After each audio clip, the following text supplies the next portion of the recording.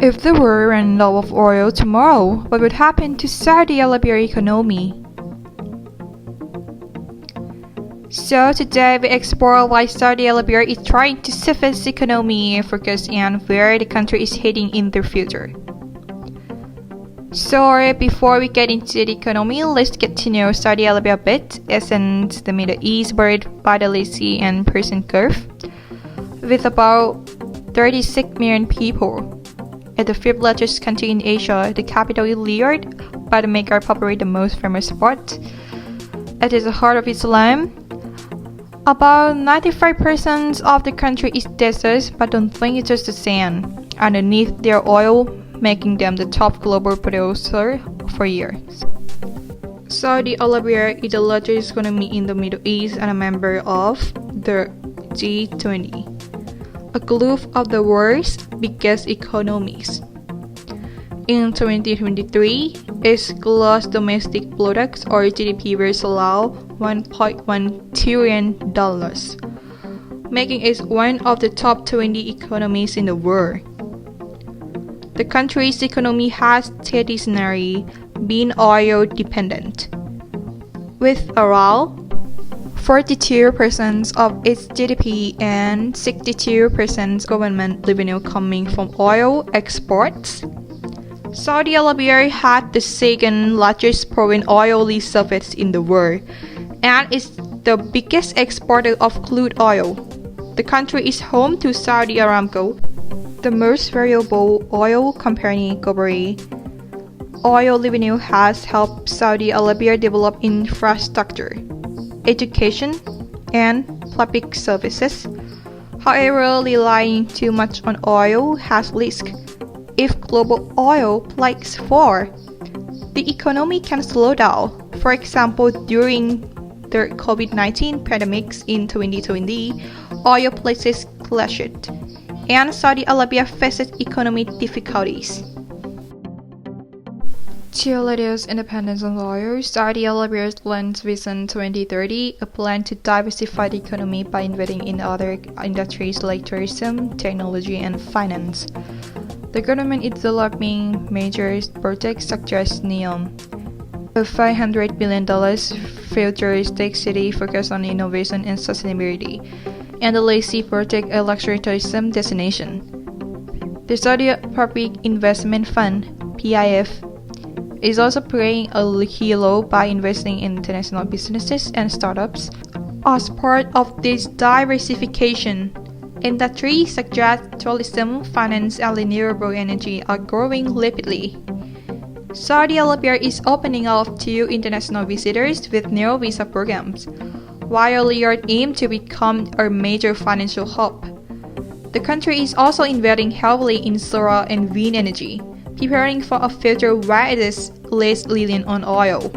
So, one of the most ambitious projects under Vision 2030 is NEOM. This massive development located in the northwest of Saudi Arabia is designed to be a high-tech, sustainable city powered entirely by renewable energy. A key part of NEOM is the Line, a 170-kilometer long linear city with no cars, no streets, and zero carbon emissions. The project aims to redefine urban living by ensuring that all essential services are within a 5-minute walk for residents. As of 2025, construction have progressed significantly with major excavations and site preparation underway. The first phase, Hadin Marina, is set to accommodate 200,000 people in a futuristic environment featuring mirrored buildings, luxury hotels, and advanced infrastructure. However, despite these impressive developments, NEOM had faced challenges including high costs, labor shortage, and logistical issues that may delay full completions. Although Saudi Arabia's economy is growing and diversifying, there are still challenges to overcome. Unemployment remains an issue, and the country is working to increase job opportunities for its citizens. Particularly in the private sector, more Saudi women are entering the workforce. Other participations in the economy still has room for improvement. additionally, geopolitical risk in the Middle East can impact economic stability. Beyond oil and Vision 2030, Saudi Arabia's economy is also influenced by foreign direct investment (FDI), trade, and industrial growth. The government is actively attracting international businesses to establish operations in Saudi Arabia. To achieve this, they have introduced tax-intensive regulatory reforms and special economic zones to encourage multinational companies to set up regional headquarters in Riyadh.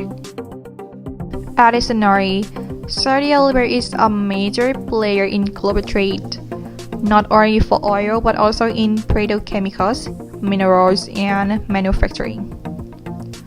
The country is expanding its industrial sector to become a leader in automotive productions, aerospace, and defense technologies. These industries are expected to create thousands of new jobs and reduce reliance on imports. There is no doubt that Saudi Arabia is making bold moves to reshape its economy, and Vision 2030 is ambitious and strategic plan. Like some experts even predict that the light could take 100 years to reach its final visions. I personally think that while economic diversification is necessary, Saudi Arabia still faces many obstacles. The countries must attract foreign investment, create more private sector jobs, and ensure that these mega projects are realistically achievable. If the Vision 2030 succeeds, Saudi Arabia could become a global hub for finance, technology, and tourism. But in reality, its execution. Having a vision is one thing, but turning it into reality is much harder. That's all for today. Discussions on Saudi Arabia's economy.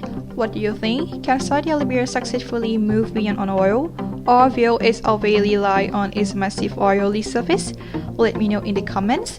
Thanks for watching, and see you in the next video.